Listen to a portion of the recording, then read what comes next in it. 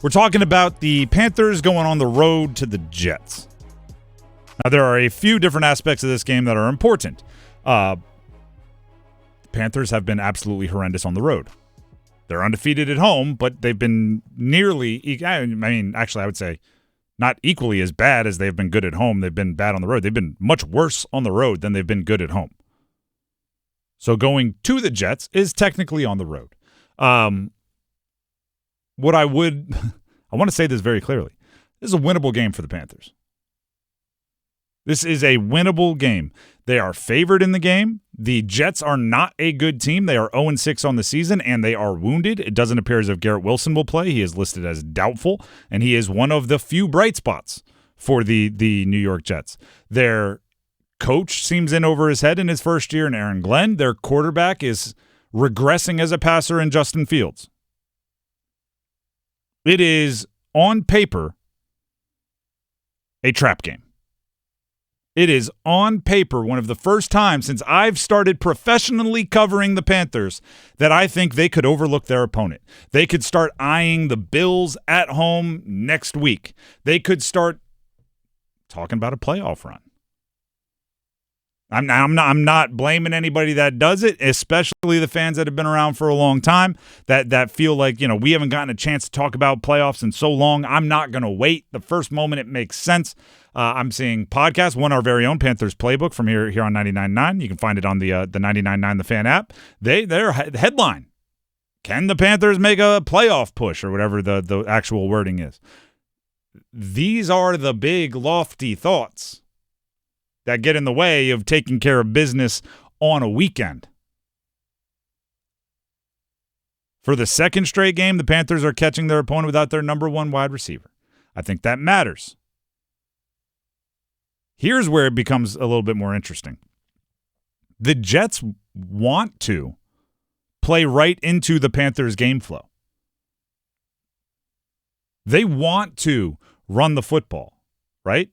They want to make it a shorter game. The Jets want to play the same style that the Panthers want to play. It's Syracuse basketball under Jim Boeheim running into somebody else that plays a 2-3 zone. It's like, okay, you're kind of doing exactly what we do, and we've done it pretty darn well, right? The stop the run and run the ball is plan A for the Carolina Panthers. That's what they've done the last 2 weeks. That's how they've gotten their 2-game win streak. Stop the run the ball. Well, what did the Jets want to do? They want to run the ball. On offense, Justin Fields runs a 4.4. Breece Hall's a fast, good running back, and they don't have the pass catchers, and they don't have the thrower. They don't have the passer in Justin Fields that you want to lean on. So that's their strength is going right into what the Panthers have done as well as anybody in the league the last month, which is Derrick Brown and that run defense stopping the run. And the Panthers on the other side, they want to run the football as well, and that's what the Jets hang their hat on as well. So it's kind of whoever forces them to their plan B is the winner. If you stop the run and make them try to beat you some other way, that is the most important thing in this game. And the last 2 weeks, Panthers have been able to win that battle. I have a stat here. It's kind of funny. I'm going to be honest. It's stat picking, like it's looking for things that make my point. But for those of you that watched dual screen, right? You did the Thursday night, maybe triple screen. Maybe you did ECU football, Thursday night football, and the Canes game towards the end of those. Joe Flacco had himself a day yesterday. Shout out to the Blue Hens. The seventh best passer rating game in Bryce Young's career. He's now started we'll call it 2 seasons with the benching, and this season not quite going. It started 2 full seasons. The 7th best passing game, according to passer rating, of Bryce Young's career. The stat line was 18 completions, 24 attempts for 167 yards, no touchdowns, no interceptions. 18 of 24, 167, no touchdowns, no interceptions. Joe Flacco last night throwing just to Jamar Chase. 16 completions, 23 attempts, 161 yards, 1 touchdown, no interception. You could argue Joe Flacco had a better game throwing just to Jamar Chase last night in both volume, efficiency, point production, right? Because it's nearly the same amount of completions and attempts, nearly the same amount of yards, and Flacco had the touchdown to Jamar Chase while Bryce Young had no touchdowns in that game. You could say he had a better game than the 7th best game of Bryce Young's career, throwing just to Jamar Chase after joining the team less than 2 weeks ago, being over 40 years old, and doing it on a short week on Thursday night. That's why it is so important that the Panthers stay on plan A.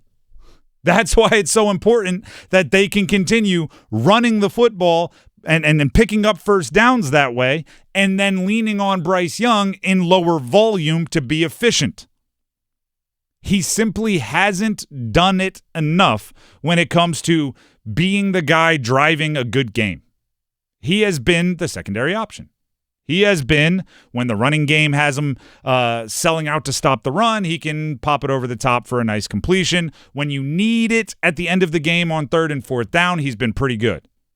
But he has not been good when you tell him we need 340 yards passing. We need 290 yards passing. We need 4 passing touchdowns, and we need high volume. He hasn't been very good there. He's been good when you can limit his role. So against the Jets, that becomes priority number 1. Can you limit his role? And the way you do that is by taking away what the Jets do best on offense, so they don't put up, a 28 through the first 3 quarters or something like that, where then he has to open it up to try to catch up. And you have to be able to run the ball so you can pick up first downs without asking him to do too much. Chuba Hubbard, back. Off the injury report. He's playing. Jalen Coker, while listed as questionable, is expected to make his season debut on Sunday, which I think Jatavian Sanders, same thing, right? He's off the injury report, expected to play. This is how Bryce weapons were envisioned during the offseason. When they traded Adam Thielen, this week is the first time we get to see the roster the way they intended it. So there's no excuse for the things not to work against an 0-6 team with all of your weapons back and a little bit of momentum. It's actually fun to say out loud, but this is if they don't win, it's because of a mental game. Yeah, they have the advantage, I think, in overall talent, especially with the Jets potentially.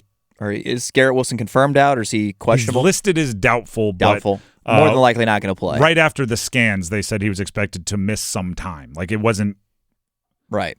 I'll put it this way. I have him on my fantasy team. I've been planning since Tuesday for him not to play. Yeah, you're not starting him. All right, well, even with him playing, though, I think overall Panthers have a talent advantage. A lot of that having to do with they've got that backfield. I'll be super interested to see how they end up handling the touches for the running backs. Dave Canales has been very coy about it. He's not giving anything away about how they're going to approach the backfield with Chuba Hubbard returning and Rico Dowdle coming off 2 fantastic games. It's great having Jalen Coker back. I expect him to get pretty involved, especially if Sauce Gardner is the matchup for Tepper McMillan.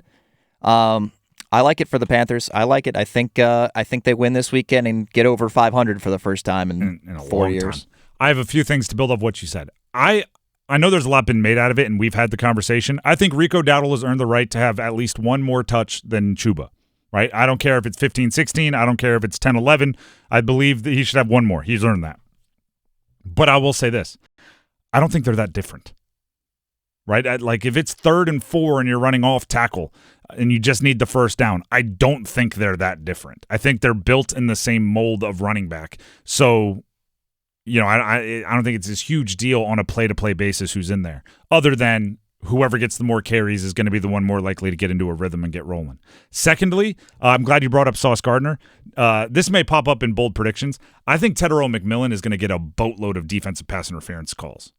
Sauce Gardner grabs and he's handsy, and Tepper McMillan, I think it's because he's so big, those get called more, right? His limbs are flailing and refs can't help but see it, and jerseys stretch and he's tall. I think he's going to get 50 yards in defensive pass interference in this game. And Dave Canales and the Panthers coaches are aware of that. I think he mentioned that specifically. They were talking about the matchup of Sauce Gardner, I think kind of in general, but obviously Tepper McMillan is the wide receiver one for this team, so will likely be against him on most of them. He said in his quote, like, he knows Sauce Gardner, very physical, not afraid to take a penalty. So they might target that. We'll see. We'll see if they just kind of throw it up and see what kind of plays and what kind of flags could be manufactured via that avenue. Sometimes I think Sauce Gardner's strategy is they can't throw a flag on every play, so he like eats to a game and then just he's grabbing and holding on every play, and it's not bad strategy.